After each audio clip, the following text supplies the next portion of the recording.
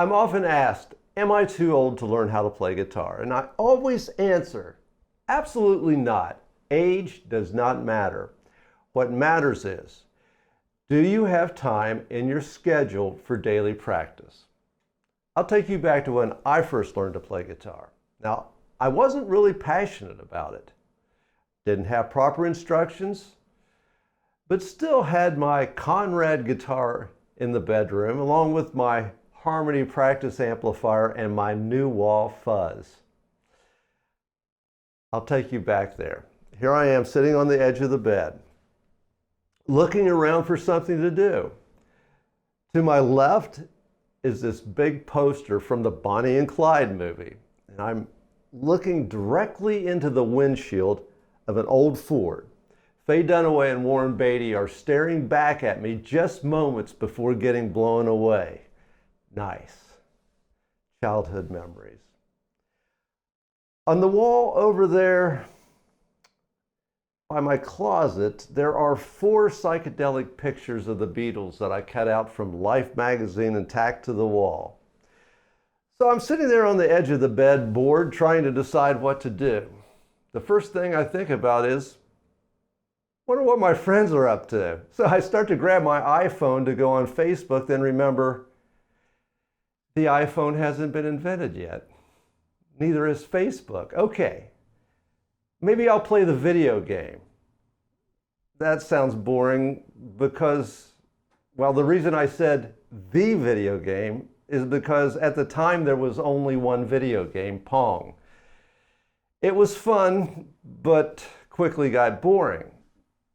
Why couldn't someone invent Pac-Man or Donkey Kong or even Space Invaders? Okay, no video games. I can watch one of my favorite TV shows.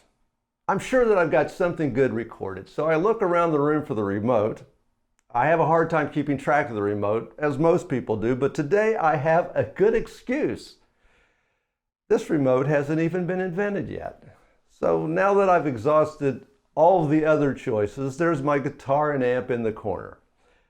Might as well go on the internet to download some Tab, but I realize, yes, you're with me here, right? The internet hasn't even been invented yet. Even Tab, although I understand it existed, nobody told me about it, and there definitely weren't any of my favorite songs published with Tab. So there's my Electric Ladyland album by Jimi Hendrix. Might as well try to listen and learn. This is the difference between when I learned to play guitar and those of you that have begun learning later in life. I had plenty of time to practice. So tip number 9, how to master guitar, is create your own program. You are being programmed. There are people working full-time to capture your attention, time and money. Facebook wants to know everything about you. Your participation in the Facebook program gives their advertisers, like me, valuable information about you. Video games reward you with a move to the next level and a shiny object for the reward. TV shows aren't called programs for nothing. They are programming you to watch and spend. Tip number 9 wants you to take a hard look at how you are being programmed by others and find space for a little of your own programming. Playing guitar has its rewards. They are more subtle than blowing away an entire galaxy in a video game, but these rewards are still quite special. So, take a look at your schedule to see how time can be allotted to create consistent space for your guitar playing habit. This won't happen without you making some difficult choices and sticking to the plan you create. Now it's time to continue the Metal Method program. Exercise 1 is an important fundamental technique called hammer-on, or just plain hammer. It's not difficult. I'll demonstrate with a hammer onto the first string, 3rd fret. The first note is picked, and the second note sounds without picking. I am hammering onto the second note. You must learn how to hammer the fret with the tip of your ring finger. Hammer onto the second note hard enough to sound the note without picking the second note. The hammer on must be so solid that it sounds as if I'm picking the second note. I have explained the leverage gained by the twisting motion between the first finger and thumb for the bar chord. With the hammer on, I feel the leverage or twisting motion between the hammer finger, and I'm using the ring finger as an example, but you can also use the middle finger or even the pinky. To show you what I'm feeling, try this. Pull up with your hand against the neck and push down with your finger to clamp the finger as hard as possible to the neck. So I'm pulling up this way, I am using a twisting motion to hammer that finger really hard into the neck of the guitar. The only way that I can force it into the neck of the guitar is by using this twisting motion. This is an exaggeration so you can feel where leverage is applied to hammer the finger solidly onto the string. Here's exercise 1 played very slowly.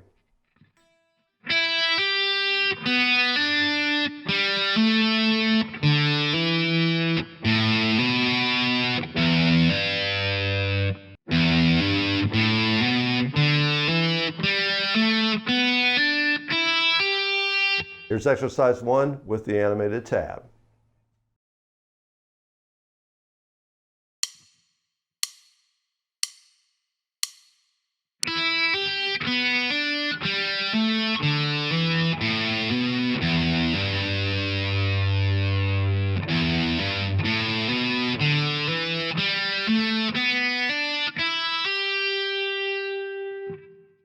Exercise 2 is an excellent finger exercise to develop finger dexterity with all 4 fingers of the fretting hand.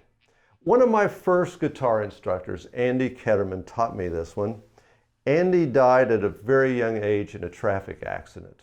I've shared this exercise since the first version of my Metal Method course in the early 80s and always considered it as something Andy unintentionally shared with the world. Play this one all the way up to the 12th fret, then back. I call this 0, 2, 1, 3, 2, 4, 3, 2, because as you see, these are the fingers that I'm using. Open, 0, 2, 1, 3, 2, 4, 3, 2. 0, 2, 1, 3, 2, 4, 3, 2. 0, 2, 1, 3, 2, 4, 3, 2. 0. Keep doing this same movement, moving up or down the neck, 1 fret with each repetition. For this to be most effective, do it on a different string each day. Here is the exercise at 80 beats per minute.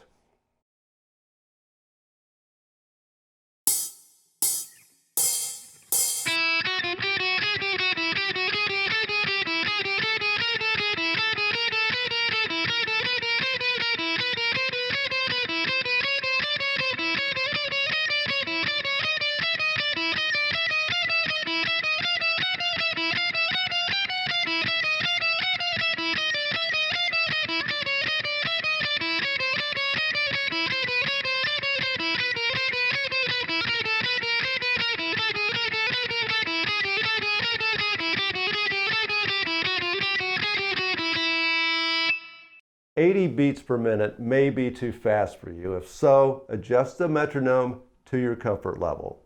This isn't about speed, yet."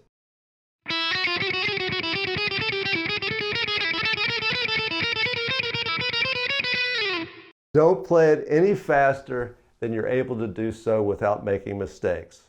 Over time, gradually increase the tempo. The vibe of exercise 3 is from Neil Young's Southern Man. Since it's my own take on this classic progression, I thought I would call it either Southern Guy or possibly Southern Dude. Went with Southern Guy. I'm showing how to change the note on the first string for a great acoustic guitar sound that's similar to many other songs.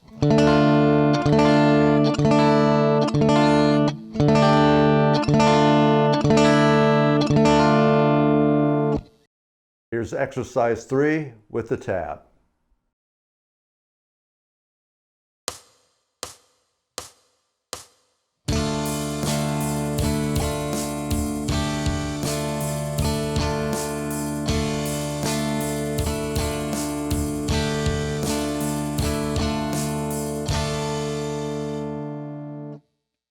Exercise 4 isn't an exercise, it's a chord chart.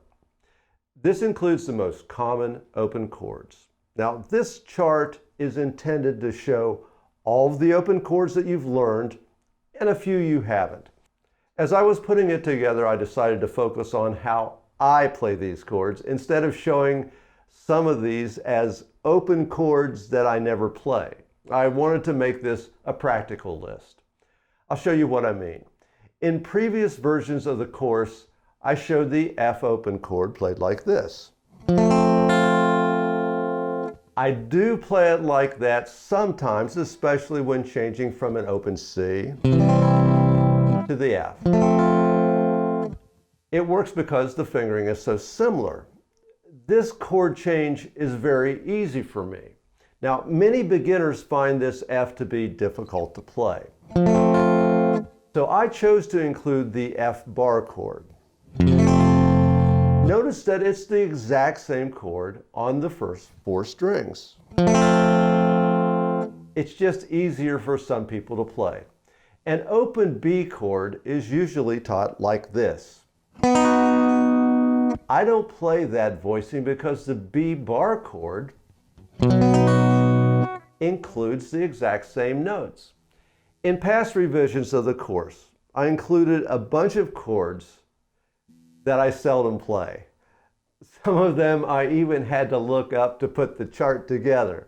Full disclosure. This time around, I decided that's silly. These are the chords that I play most often. Here's exercise 4 with the tab.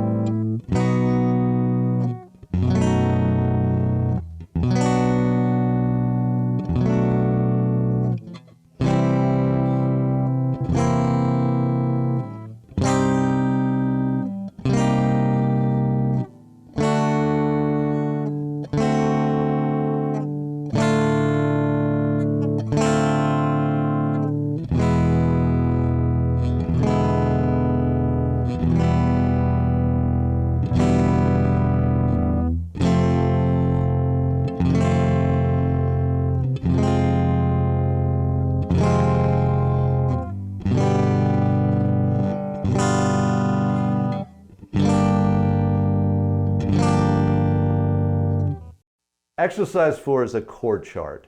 You will not be able to play these at the tempo listed in the tablature, so don't get stuck here. Set this chord chart aside and review it as you progress through the course. As you learn songs that include these chords, they will become much easier to play and remember. And honestly, you won't need to know them until you're actually using them. Still keep reviewing exercise 4 in the weeks to come until you can play these easily from memory. See you next week.